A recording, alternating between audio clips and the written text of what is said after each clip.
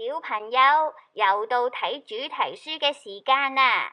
你哋快啲一齊拎呢本《小動物的秘密》主題書出嚟啦！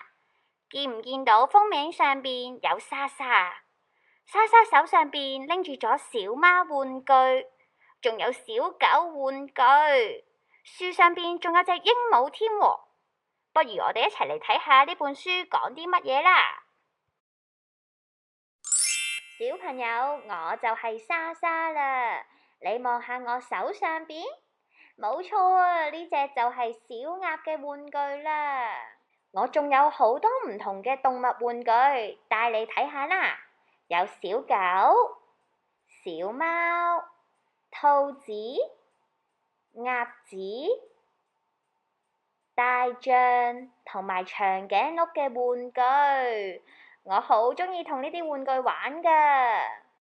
喺屋企入邊，呢啲小動物玩具都會陪住我。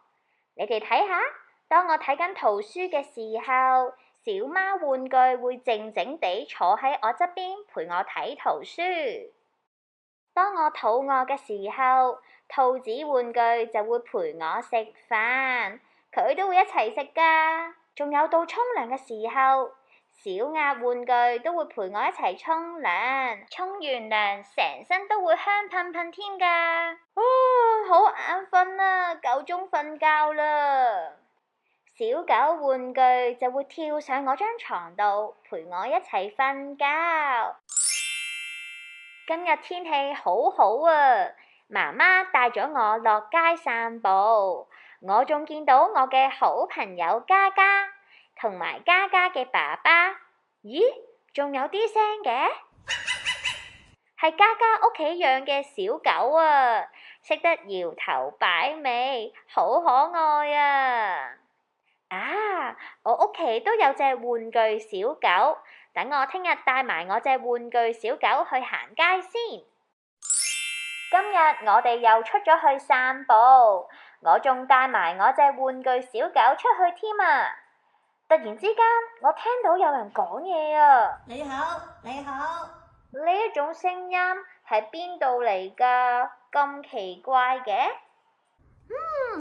究竟頭先把聲音係邊度傳嚟㗎？莎莎，不如買啲水果返屋企啊！啲水果好新鮮啊！好啊，媽媽，等我行入間水果店先。呢度仲有隻小貓啊，好得意啊！佢仲識同我打招呼添。我都諗起我屋企有隻小貓玩具，等我下次又帶佢哋出嚟散步先。今日我帶住小貓玩具同埋小狗玩具去散步，突然之間我又聽到有一把聲音喺度講嘢啊！你好，你好。究竟邊個喺度講嘢啊？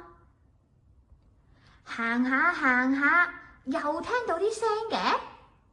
你好，你好。我回頭一睇，原來係張叔叔膊頭上邊企咗一隻大鳥啊！原來就係呢隻大鳥喺度講嘢，佢就係鸚鵡啦，真係好有趣啊！原來鸚鵡識得講嘢㗎喎。哇！張叔叔嘅鸚鵡真係好得意啊！我好鍾意鸚鵡啊！等我又返屋企將所有嘅動物玩具揾出嚟，等我睇下有冇鸚鵡先。揾啊揾，咦？原來我屋企係冇鸚鵡嘅玩具㗎。等我諗下有冇方法先。